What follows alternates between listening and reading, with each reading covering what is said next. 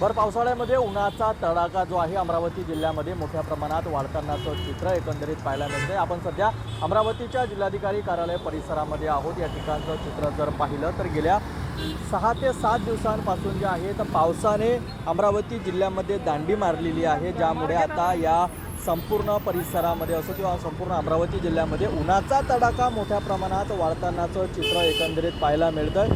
नागरिकांचं सुद्धा पाहिलं तर या ठिकाणी जे आहे तर घराबाहेर निघताना शॉल असेल किंवा दुपट्टा बांधूनच नागरिक जे आहे तर घराच्या बाहेर पडत आहे। जणू काही उन्हाळा सुरू झाला का असं एकंदरीत या ठिकाणी चित्र निर्माण झालेलं आहे। आणि आता गेल्या 5 ते 6 दिवसांपासून पावसाने दांडी मारल्यामुळे जे आहे तर शेतकऱ्यांवर मोठ्या प्रमाणात संकट आल्याचं चित्र एकंदरीत पाहायला मिळतंय। काही दिवसांपासूनचं जर चित्र अमरावती जिल्ह्यामधलं बघितलं तर मोठ्या प्रमाणात बोगस बियाणांचा सुळसुळाट जो आहे तो अमरावती जिल्ह्यामध्ये वाढलेला होता, ज्यामुळे शेतकऱ्यांवर दुबार पेरणीचं संकट आलेलं होतं। मात्र आता वाढत्या उन्हामुळे जे आहे तर शेतकऱ्यांची निघालेली पिके जे आहेत कोरपायला सुद्धा सुरुवात झालेली आहे, ज्यामुळे आता शेतकऱ्यांवर पुन्हा एकदा पेरणीचं संकट येईल का असं चित्रसुद्धा अमरावती जिल्ह्यामध्ये सध्या निर्माण झालेलं आहे, ज्यामुळे शेतकरी मोठ्या प्रमाणात नाराज झाल्याचं चित्र एकंदरीत पाहायला मिळत आहे। हवामान विभागाच्या माहितीनुसार येत्या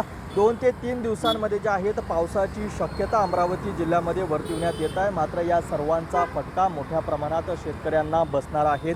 पाऊस नसल्यामुळे शेतकऱ्यांची पिके जी आहेत मोठ्या प्रमाणात कोरपायला सुरुवात झालेली आहेत। असं जर काही दिवस पाऊस आलेला नाही तर शेतकऱ्यांवर मोठ्या प्रमाणात संकट सुद्धा येऊ शकतं, असं एकंदरीत हवामान विभागाने अंदाज वर्तविलेला आहे। तर अगोदरच जे आहेत बोगस बियाणांमध्ये शेतकरी मोठ्या प्रमाणात हतबल झाले होते। मात्र आता कसंबसं पेरणी करून जे आहेत पिके जे आहेत जमिनीच्या वरते येत आहेत। मात्र आता वाढत्या उन्हामुळे पुन्हा शेतकऱ्यांवर संकट येईल का असा प्रश्न सुद्धा अमरावती जिल्ह्यामध्ये निर्माण झालेला आहे। कॅमेरा पर्सन सोबत मी रोहित कळे, पाहत राहील एस मराठी, अमरावती।